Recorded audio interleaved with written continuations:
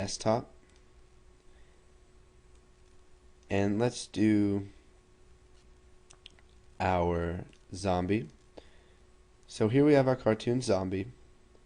Let's add another resource. Once again, we want to add an existing file. Go to our desktop, select the villain. So when you're adding resources to your program, what it does is it creates copies of that in the directory of your program, and whenever you build your program, it will run without you having to have those pictures in the same folder. So if I didn't add these resources, let's say for this picture, if I didn't have that picture in the same folder, it will not be able to load it because it's not actually there. So adding resources is a good way to package everything your program needs inside of the program. So let's just add our dragon,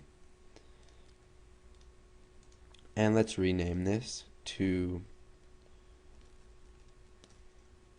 cartoon dragon, and we'll rename this one just to make it look more like the other one. So cartoon villain. Okay, so now that we've added our zombie, villain, and our dragon, let's go ahead and come over here to form1.vb. We'll just double click on spawn enemy. So whenever they click button spawn, what we want to do is generate a random number and then pick based on that number. So as new random. So now that we have our random generator, we want to get a random number from it. So dim enemy type as integer, and we'll set that equal to generator.next. Okay, sorry about that alarm. So generator.next, and we want it to be between 1, so 1, 2, or 3. So now I'll just do a select case, and we want the enemy type. So for case 1, we will type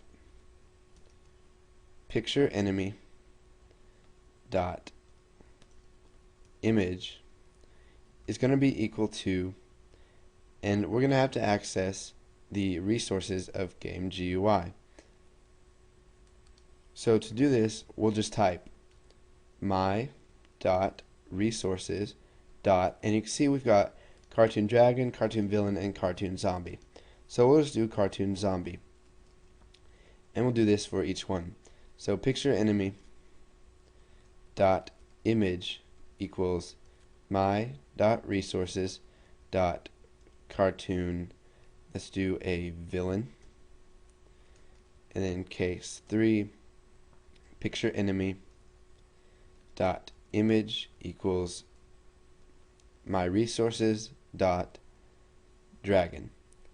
Now this is just a basic outline of what this is going to be doing. Whenever they spawn an enemy, it will also have to create a new enemy object. It'll have to set the health back on the progress bar and other stuff. But for now, we're just going to worry about this. So let's go ahead and run this.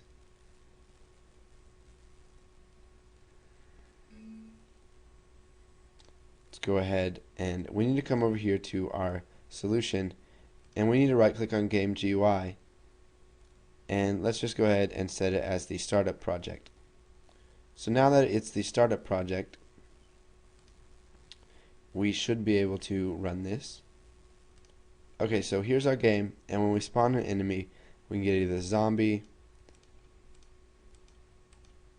we get the villain, and it's generating some weird numbers. So go ahead, put this code in if you already have it, and then once you do that, move on to the next tutorial.